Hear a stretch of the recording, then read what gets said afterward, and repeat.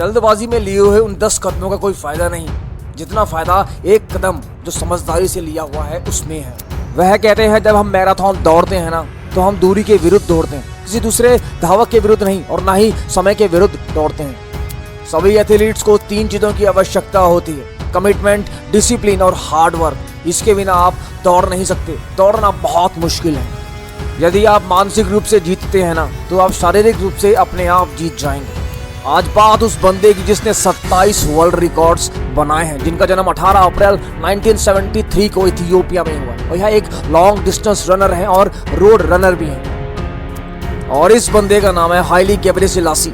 अगर मैं इस बंदे के रिकॉर्ड्स की बात करूं ना, उसने 10,000 मीटर में ओलंपिक्स 2 बार जीता है, और विश्व चैंपियनशिप 4 बार जीती, और लगातार 4 बार बर्लिन मैराथन जीता है, और दुबई में भी इन्होंने 3 बार जीत हासिल करी है। इसके अलावा घर के अंदर इन्होंने 4 विश्व विख्यात जीते हैं, और 2001 में यह विश्व हाफ मैराथन के चैंपियन थे। एक गरीब परिवार में जन्मे, या 10 भाई बहनों में से एक थे, और इनका अधिकतम समय खेतों में ही गुजरा है, जहाँ पर ये अपनी माता पिता की मदद किया करते थे। स्कूल दूर होने की वजह से इन्हें 10 किलोमीटर दौड़कर जाना पड़ता था, और शाम को 10 किलोमीटर दौड़कर वापस आना पड़ता था। मेरे माता पिता रनिंग के बारे में कुछ नहीं जानते थे, और उन्होंने मुझे शुरुआत में ही आगाह कर दिया था, इस रनिंग के चक्कर को छोड़ दो, इससे तुम कहीं नहीं पहुंचने वाले, बस तुम अपना समय बर्बाद कर रहे हो। जब मैं 7 साल का था ना, तो मैं इस बंदे के बारे में बहुत सोचता था, और मैं इसकी तरह बनना चाहता था। और इनका नाम था मेरुत सेफ्टा, जो कि एक विश्व विख्यात रनर थे, धावक थे, बहुत ही अच्छा दौड़ते थे। वह कहते हैं सबसे पहले पर्याप्त प्रशिक्षण करें, फिर अपने आप पर विश्वास रखें, और अपने आप से कहें कि हाँ मैं कर सकता हूँ, कल मेरा दिन होगा। फिर कहो मेरे सामने है, वह भी सिर्फ एक इंसान ही है, उसके भी 2 पैर हैं, 2 हाथ हैं। बस इसी तरह अपने आप को मानसिक रूप से तैयार करें, आप जीत सकते हैं। इनके कैरियर की शुरुआत 1991 में हुई थी, जहां पर ये अपनी पहली रेस हारे थे, और यहाँ 8वें स्थान पर रहे थे। शुरुआत के 4 साल इनके काफी अच्छे नहीं रहे, मगर 1995 के बाद 2003 तक इन्होंने अपनी बादशाहत कायम करी है। फिर चाहे वो 1500 मीटर, 3000 मीटर, 5000 मीटर या 10,000 मीटर, चाहे वो ओलंपिक्स हो, वर्ल्ड इंडोर चैंपियनशिप या वर्ल्ड चैंपियनशिप, इन्हें कोई रोक नहीं पाया। यह एक बहुत समझदार धावक था। यह पैसे के लिए नहीं दौड़ता था। इसे पता था अगर मैं अच्छा दौड़ूंगा तो पैसा अपने आप आ जाएगा। इसलिए अपना यह पूरा फोकस, अपनी डेडिकेशन, अपनी मेहनत के ऊपर पूरा फोकस करते थे। इनका सबसे बड़ा प्रतिद्वंदी पॉल टारगेट, जो कीनिया से थे, और असली राइवलरी कीनिया वर्सेस इथियोपिया के बीच में होती थी।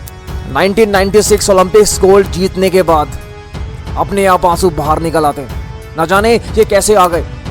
मैं तो बहुत कंट्रोल करके रखा हुआ था। और वो कहते हैं ना, जिसे आप शिद्दत से चाहते हैं, जिसे आप पूरी मेहनत से उसे पूरा करने में जुट जाते हैं, जब वो पल सामने आता है ना, तो पता ही नहीं चलता। और ऐसा ही इनके साथ भी था। साल 2004 फिर इन्हीं के देश इथियोपिया के केनेनिसिया बकेले फील्ड में आते हैं ओलंपिक्स गेम्स में एथेंस में, जहां पर वह अच्छा प्रदर्शन करते हैं और पहले स्थान पर आते हैं, और वहीं यहाँ 5वें स्थान पर आते हैं। वो कहते हैं ना, वक्त के साथ आपकी स्पीड कम होती जाती है, और यह चीज़ यहाँ महसूस करना शुरू कर गए थे।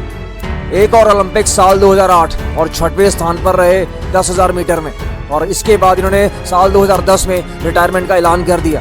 मैं कोच की बात के साथ साथ अपने शरीर की भी सुनता हूँ। अगर कोच कुछ कहते हैं और वो मेरे शरीर के अनुकूल है तो मैं करता हूँ, अगर वो मेरे शरीर के अनुकूल नहीं है तो मैं बिल्कुल साफ मना करता हूँ। मैराथन हमेशा 30 किलोमीटर के बाद ही शुरू होता है। उसी के बाद समस्याएं शुरू होती है। हमारी उंगलियों में दर्द होने की संभावना बहुत ज्यादा बढ़ जाती है। ये कहते हैं अगर मैं सुबह 5 बजे उठ रहा हूँ ना, तो मैं नॉर्मल जॉगिंग के लिए नहीं उठ रहा हूँ, मैं अपना पूरे एफर्ट्स देने के लिए उठ रहा हूँ, अपनी लक्ष्य को पाने के लिए दौड़ रहा हूँ। मजाक नहीं है।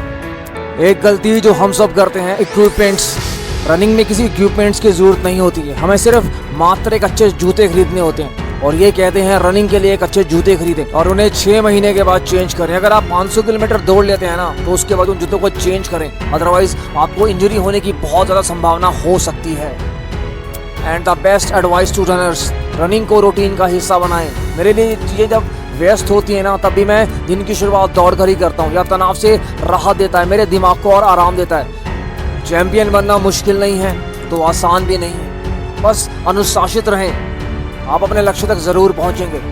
मेहनत हमारे हाथ में, जीत या हार हमारे हाथ में नहीं, तो उसका ध्यान छोड़ें और काम पे लगें। स्वच्छ रहें, सुरक्षित रहें, अच्छा काम करते रहें।